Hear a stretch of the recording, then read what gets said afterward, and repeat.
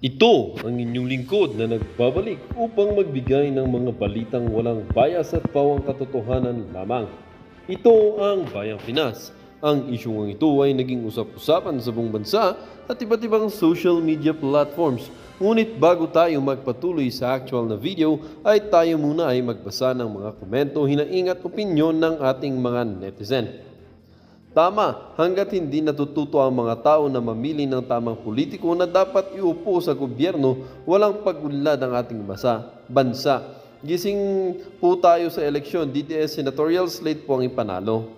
Tama ka dyan, kailangan magbago ang pananaw ng mga botante, huwag masilaw sa mga ayuda o yung pagbibenta ng kanilang boto sa mga kandidatong magiging kurap pag nasa pwesto na sila.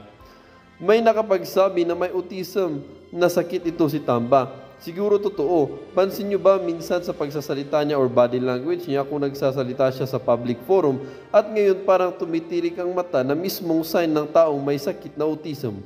Kaya pala, ginagawa yata niya na ginagawa ng Spanish Queen na nagpakita ng emotion sa mga nasalanta sa baha kasabay ang nangyari sa Pinas.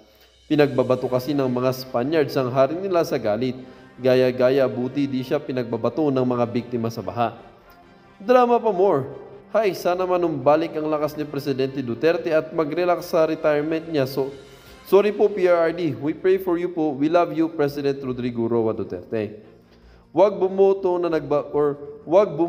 ng nababayaran ng mga drug lords. Sumawa kayo sa Pilipinas at mga anak natin, masisira sila sa droga. Well, para nga sa kabuang detalye at impormasyon ay panoorin na lamang ang buong video at salamat na rin sa ating mga solid viewers sa walang sawang pagsuporta. At kung bago naman sa ating channel ay syempre huwag kakalimutang mag-subscribe, pindutin ang notification bell, piliin na rin ang all upang laging maging updated sa mga balitang bago, totoo at walang bias. Dito sa channel ng Bayan, ang Bayang Pinas. Huwag din pong kakalimutang mag-iwan ng like at i-share ang ating mga videos. Muli po mga kaibigan, maraming salamat and God bless!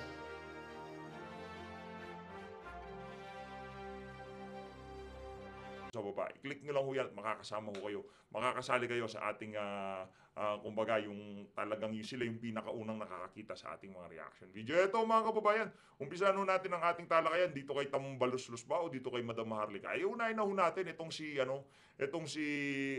Martin Tambaluslos Romualdez. Nakita ho natin, shoutout dito kay Jojo de Guzman, no? Nakita natin tong video na to kay Sir Jojo de Guzman. Panoorin nyo ninyo to mga kababayan, kayo na humusga kung anong masasabi nyo sa sa inaasal ng panga ni Tambaluslos dito sa video na to. Heto. Ay, ba't gumaganon ka, sir? Ano nangyari? Ba't gumaganon ka, oh? Our president, Uy, dumadal. Nanlilisik yung mata nitong si Tambaluslos, ha? Ano, bumababa yung ano? Iba ba sir yung ano? Iba ba yung pakiramdam nyo ngayon? Excellency, Tumitirik yung mata eh. Alam nyo naman ho, kung yung mga tumitirik ang mata, di ba? Yun lang yung mga nasasarapan.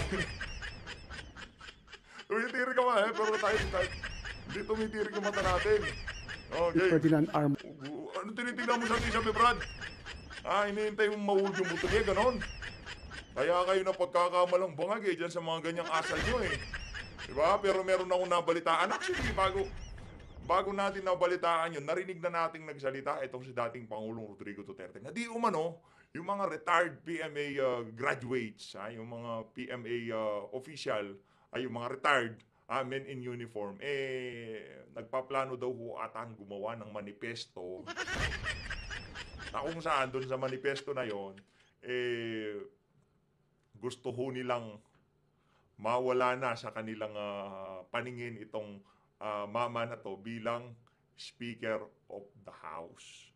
Ngayon, marami hong alingas-ngas na di umano, abangan ho natin sa mga susunod na araw kung anong mangyayari dyan sa mga alingas-ngas na yan. Pero di mo natin alam, no? Kasi galing kay Tatay Digong yun eh. Susuportahan daw nito si dating Pangulong Rodrigo Duterte yung mga retired military personnel na yon kung sakaling itutuloy nila yung kanilang hakbang na gumawa ng manifesto para maligwak ang walang iyang speaker na yan. Marcos Jr., our president, Tumitirik ho yung mata, no? Nantoka. Ngayon lang ko kayo makakita ng ano iniisip mo dyan, Brad, ha? Kala mo siguro ano mo, matatakasan mo yung mapanuring mata ng mga videographer dyan sa Malacanang. His Excellency Ferdinand Grabe, ano kaya tinitignan niya sa taas, R. no? Marcos Jr. Oo. Nakatingin kay Marcos lahat. Ikaw nakatingin ka sa kisame, brad. Ano pakiramdam mo niyan? Nasa alapaap ka, ganon? High na high ba, sir? Ito, tinatanong ko kasi ngayon, very high yung ano natin, pakiramdam. Yung moral natin, napakataas. High na high yung ating pag-asa sa buhay. Kaya high. Ikaw ba, sir, high na high ka? Ako, high na high ako eh. High na high ako sa pagmamahal ng aking pamilya. High na high ako sa pagmamahal ng aking mga anak. Napakasarap, di ba? Masarap maging high eh. Yung tipong high na high ako sa natatamasa natin ng buhay, di ba? Oh, kayo ba, sir, Tambaluslos, saan ho ba kayo high ngayon? Diyan high ho ba kayo sa pagiging Speaker of the House nyo, sa kapangyarihan na natatamasa nyo, o sa ibang bagay? Nagtatanong ho ako, ha? Baka sabihin itong si Tamba, ha? Oh. In the passage of these significant measures, we are Uy, naku, ngumuwi, sarap. Sarap ba, sir? Meron ba naiwang residue sa ano nyo, sa gums nyo, kaya sinimot yung ganon? Anak, nantok, ibang lahi. Itong si Cheese, pakilay-kilay lang yan, pero ano lang, bahala kayo dyan, sabi ni Cheese. Ako, libangan ko lang naman, si Heart, ano lang yan.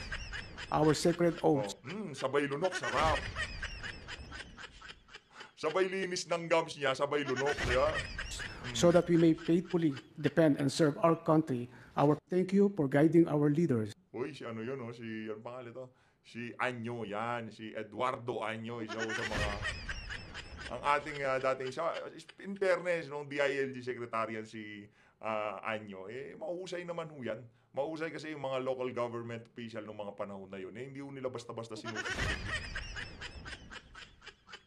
Especially our President, His Talagang itong si Tambaluslos. Sino ang tinitingnan mo? Baka ang gustong pakita dito ni Jojo de Guzman, itong si Lagdamio. Excellency Ferdinand R. Marcos Jr. Lalim na- in the lalim na passage tingin of these Lagdamio. significant measures. Thank you, Mr. President. Oo, matumba ka, Brad. Relax ka lang. Oo, talagang protektado siya ng dalawang Tambaluslos na nasa gilid. Hindi ka pwedeng matumba, Brad. Baka biglang pumalit dyan si Sarah, di ba? Thank you, Mr. President. Sarap, hindi. Ganyan sila eh. Sabay lunok ko. Pinapalakpakan nila ako. Kahit natanga ako. Ganyan yan eh, di ba? Philippines reaffirm Tignan nyo ito mga kababayan. Pagka si Boss Jojo de Guzman, naglagay siya ng arrow, tingin ho kayo sa arrow, ha? Parang thumbnail lang yan. Kung saan itinutok yung arrow, doon ho kayo tumingin. its sovereignty, Galing. sovereign rights, and jurisdiction in our waters. By defining and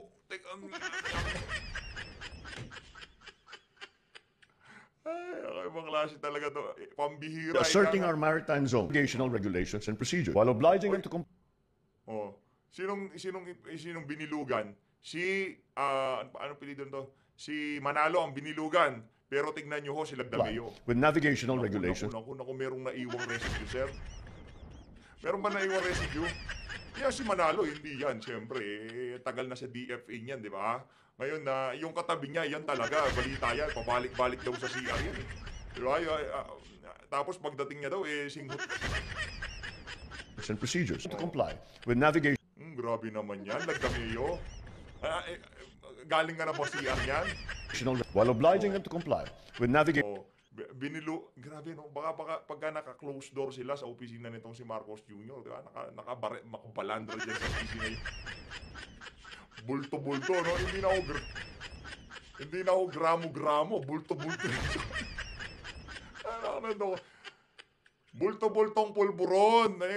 Anyway, syempre, lifetime supply ng pulburon bago sila bumaba. Sarap ba naman yan? Kahit tayo naman, paborito na nga natin dyan, yung pinipig flavor, di ba? Lloyd. regulations. Ayun, dito na ako natatapunin.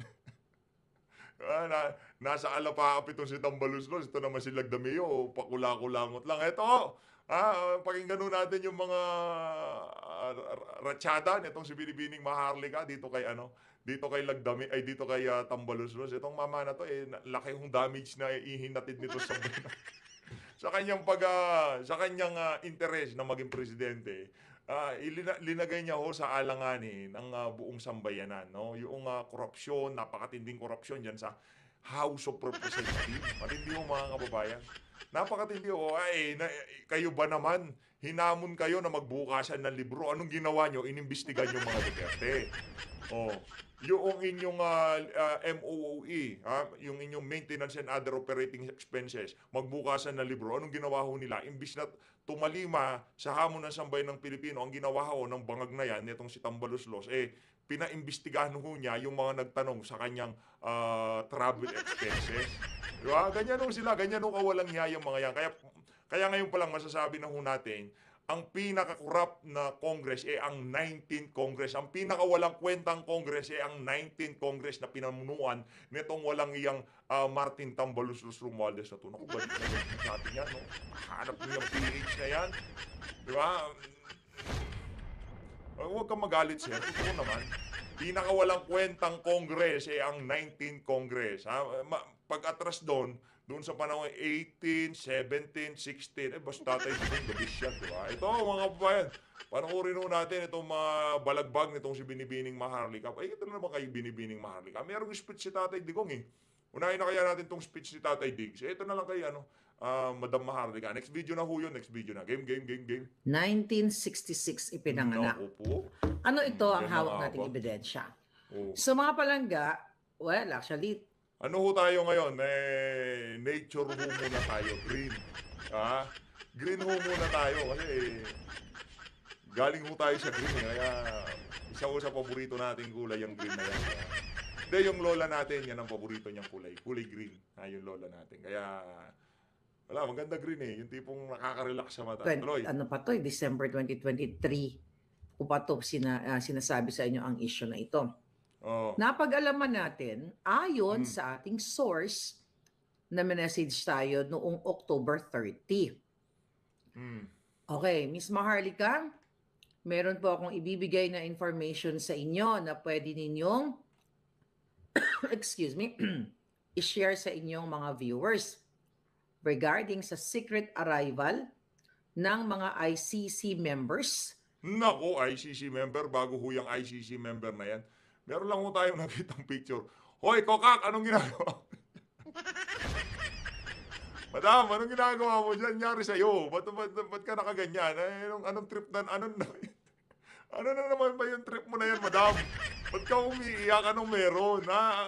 Yan ang tinatawag nilang, merong tawag dyan tears. Ano yan? Crocodile tears ba tawag yan? Ba't iniiyak mo? Anong iniiyak mo? Alam mo ano nakakaiyak? Nakakaiyak yung mga kababayan natin mapahanggang sa ngayon, di ho nila malaman kung saan ang direksyon ng kanilang mga buhay dahil doon sa nangyaring sinapit nila doon sa Bagyong Karina. Yun ang nakakaiyak. Pero yung mga iniiyakan nyo na yan, naku po, madam, tawag ba doon crocodile tears? Crocodile tears ba tawag doon? Hindi ko alam Pero meron silang tawag dyan sa mga ganyang klaseng luha. Naku, madam, lagay ho natin dito kasi best friend nitong si yan. Ni Palangga, Binibining Maharlika, yang si Kokak. Tuloy sa natin. ating bansa. Ito po para liputin, liputin ni Ilonggo. Ilonggo siguro to si Palangga. Para liputin o traidorin ang ating Pangulong Duterte, former President Duterte. Hi, Ma'am Parvina, how are you?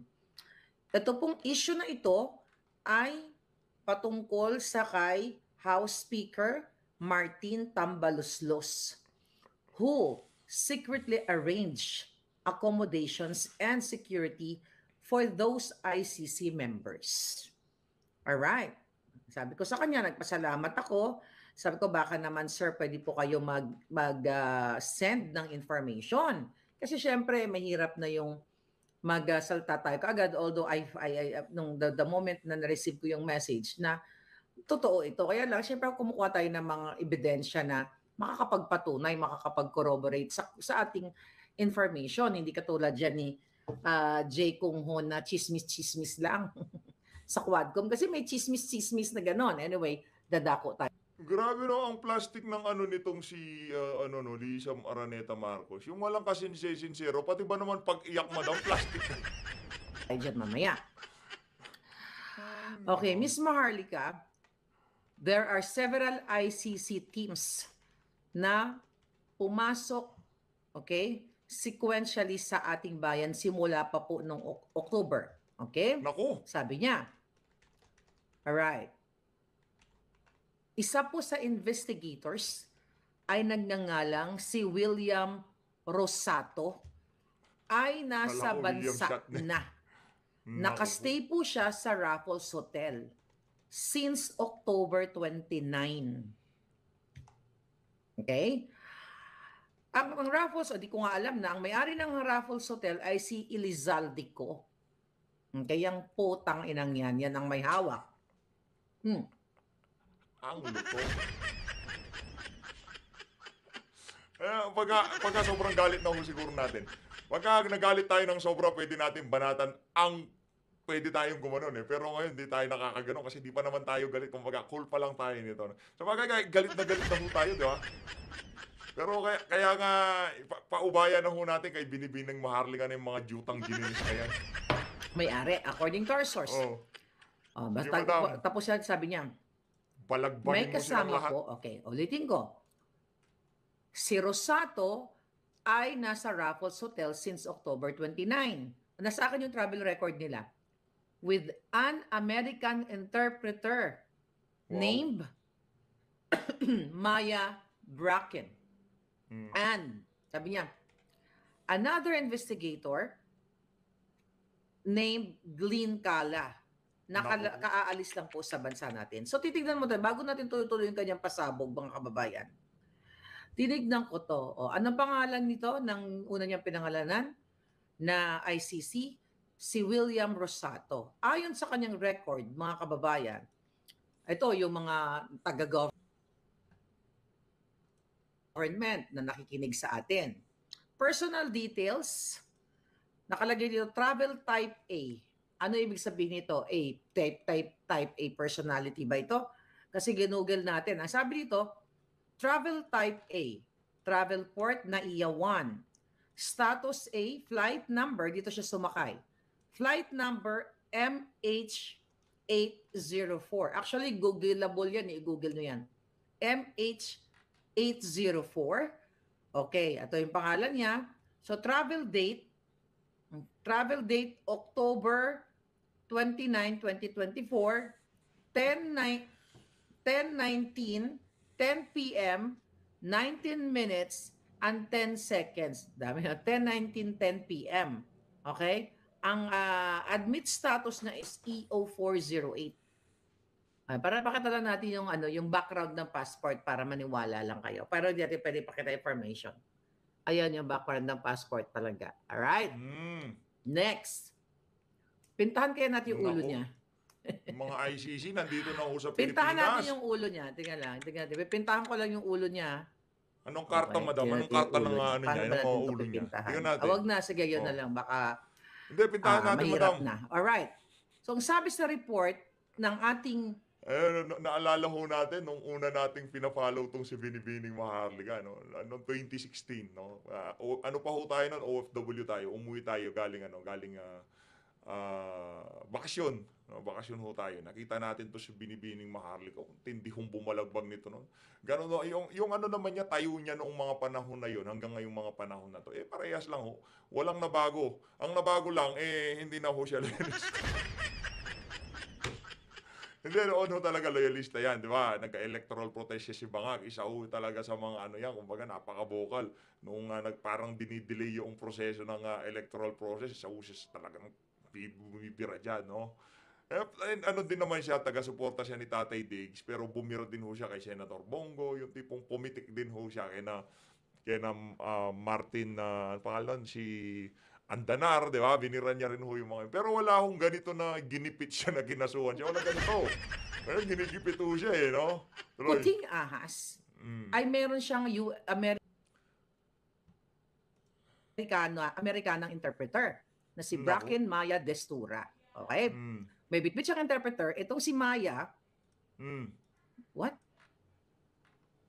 Place of birth? O Filipino-American. Okay. So based sa kanyang passport, ano na to? US passport siya, Lagay lang natin yung shadow, Hindi natin papakita yung buo. Ayan, State. Ayan, yung buo. Para maniwala kayo sa kay lola nyo. Ayan. Ay, tano yan? Ayan yung passport ni Bakla. Okay. Tignan natin.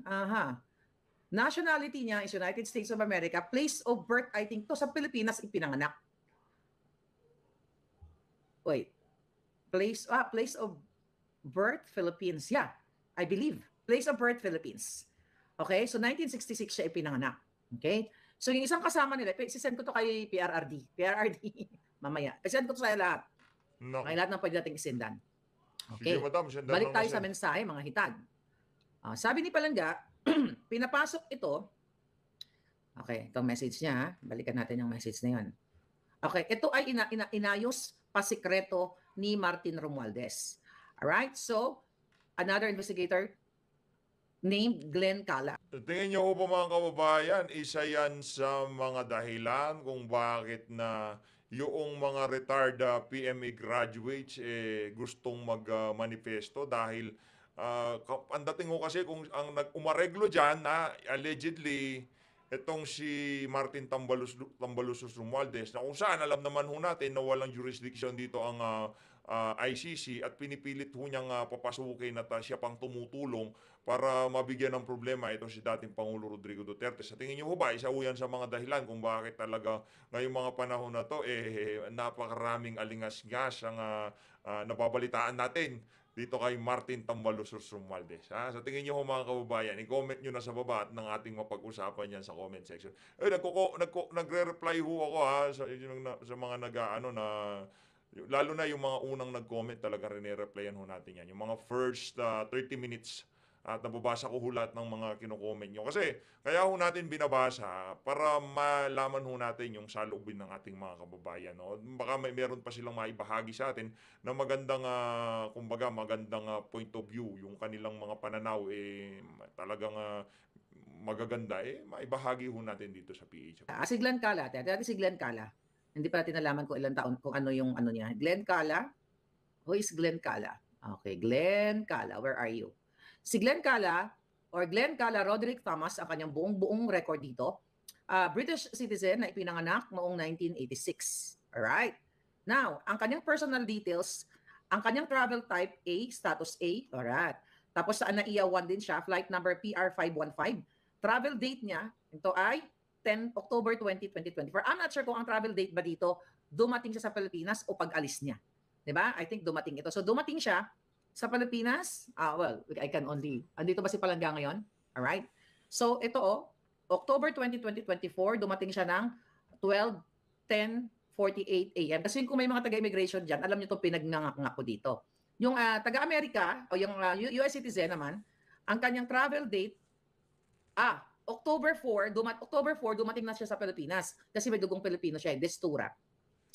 Okay, October 4, 2024, alas 6:02:54 AM dumating ng Pilipinas. Binabasa natin to, tingnan natin. Pinakataban natin si yung isang napakita nito yung isang kalbo. O yung buhok niya. Tingnan natin.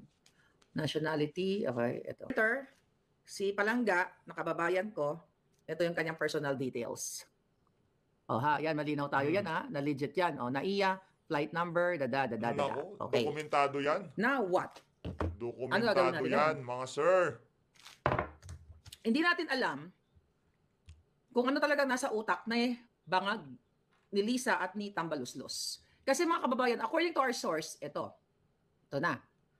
Pasikreto silang pumunta sa Pilipinas. At ito ay ang nag-asikaso ng kanilang travel details, nag-asikaso ng kanilang pagpunta sa Pilipinas para mag-imbestiga. I don't know anong pakay nila talaga. According to our source, ay si Romualdez at si Zaldico. No. Okay. Nung dumating, itong mga members na ito ay inilagay sila sa 5-star hotel. Doon nga sa Rappel, sa pagmamayari daw ito ni Zaldico. Nasa presidential suite sila. And frequently went to high-end hotel, Hotel Midas, for meetings with particular person. In and out sila doon sa kanilang hotel. In Midas, sabi niya, where they use as workplace. So doon sila nag-uopisina doon sa Midas Hotel, according to our source. The hotel reserves several presidential suites, sunset rooms, and additional rooms for transition and breakthroughs. Wait a minute. Okay. For transition and additional room for transition and breaks. Okay. Their accommodation is of highest standard with 5 to 6 securities and 4 drivers standby all day. Ibig sabihin, ang pamunuan ng kung base dito sa sinasabi ni Binibining Maharlika na talaga sila ang punong abala diyan sa mga ano na yan, ICC personnel para talaga makastigo o mabigyan ng problema itong si dating Pangulo Rodrigo Duterte. Ano lang, diretso nyo lang yan. Hanggat naman di kayo napapasok, di kayo tumitigil eh. Ano muna kasi, bago ho tumigil yung mga yan, kailangan ho muna nilang maramdaman na, ay, hindi pala magiging popular. Magmumukha pala kaming mga anga pagka tinuloy namin. Tuloy nyo lang, walang problema yan. Pero po ito ng taong bayan. Bakit mayroong 5-6 grabe close insecurity at may 4 to 5 driver na naka-standby sa kanila buong araw? Sabi niya pa nga, when the members are free from work, they just hang around and went shopping accompanied by Filipino escorts. So may escort pa. And their expenses are all charged to this escort. Yung mga escort na yon, according to our source, mga tao ni Romualdez at ang nag-arrange ay si Romualdez at si Elizalde Co. Sabi niya, okay, ma'am, sabi niya, mayroon pa nga pong incident na itong ICC members urinated in the neighborhood of Tambaloslos Villa, which caused neighbors complaints. So sabi niya, may pagkakataon na dinadala ni Martin Romualdez sa kanyang lugar, sa kanyang bahay, at may neighbor na nag-report, siguro nalasing, I don't know, kung sino doon sa 3 na ipinakita natin, hindi naman siguro yung babae, na umihi at ito ay nireport ng kanilang kapitbahay. Ang tawag sa mga ito ay mga VIP. Sarado VIP. sila, banday sarado, at ito ay pinagpaplanuhan nila kung paano panagutin for whatever reason, kung paano hilain, kung ano man ang Pangulong Duterte. Meron po, very strict po yung rules nila. Okay? Very strict ang rules nila kasi sabi ko pala sa kanya, baka naman pwede ka mga-videohan mo, sabi ko, or picture. Very strict po yung rules nila using digital devices there. Imposibleng makuha ng video. Bantay sarado po, talagang may bodyguard. Okay? Bantay sarado sila. Okay? Pero, ito po ay labas-pasok sila sa Midas Hotel. Alright? O, ngayon. Ay, nako. Sabi ito mga palangga, nakakagalit, Miss Maharlika, habang nagsasuffer ang ating mga kababayan sa Bagyong Christine, itong mga ICC members, okay, are feathering their nest, enjoying luxurious accommodations and services. Wow. Romualdez naman yan. invest quite a lot money to serve the ICC team, which let us wonder, are these expenses covered by Martin Romualdez himself, or have they been spending the budget for flood control and relief? So Martin Romualdez owes the public an explanation. Kaya pinapasabi sa atin, so boljakin nyo yung putang inang Romualdez na yung sangkot yan sa bribery. Naku, heavy luggage na naman. Daming Bakit, problema ni number one, Martin. question, bakit itinatago dyan sa hotel, ginahabon nila, yung ginahabon, tinatago nila itong mga ICC members na ito. If they are legitimate ICC members, bakit kailangan itago sa hotel? Bakit may mga bodyguard na with high-powered, security, arms, whatsoever? And bakit may shopping galore? Kasi kung ang intention mo, mga kababayan, ay mag-investigate or whatsoever, bakit shopping spree? According to our source, labas-pasok shopping spree and charge to the escort. At ang escort na nila ay mga Pilipino. At itong mga Pilipinong ito na may mga baril, may mga kasama din sila para mga staff and everything, taga-bit-bit siguro na pinamili nila, ay under sa payroll ni Romualdez, under sa payroll ng taong bayan. Kaya dapat ito yung iniimbestigahan dyan sa Quad kung bakit sikretong pinapapasok ng ICC. Actually, hindi na ako nagtataka dyan. Sinabi ko yan sa inyo noong November 18 of 2023. Remember that? Meron pa ako sinabi sa inyo na isang ICC member but I forgot. Kailangan balikan ko yung mga dokumento natin. So, talagang itong pagta-target kay Pangulong Duterte, kay Inday Sara, ay planado na ito ng mga hinayupa katulad ni Romualdez, ni Tambaloslos, ni Saldico, ni Bangag, lahat yung mga yan. Kaya gano'n na lang yung eagerness nila na pahiyain, buwisitin, balahurain ang Pangulong Duterte. Kasi recently, di ba, inimbitahan nila, no, today, hindi dumating ang Pangulong Duterte kasi sabi nga ni Pangulong Duterte na hindi yan na kailangan pang umattend dahil nasabi niya na lahat ng nasabi niya, nandiyan na sa Senado kung i-extra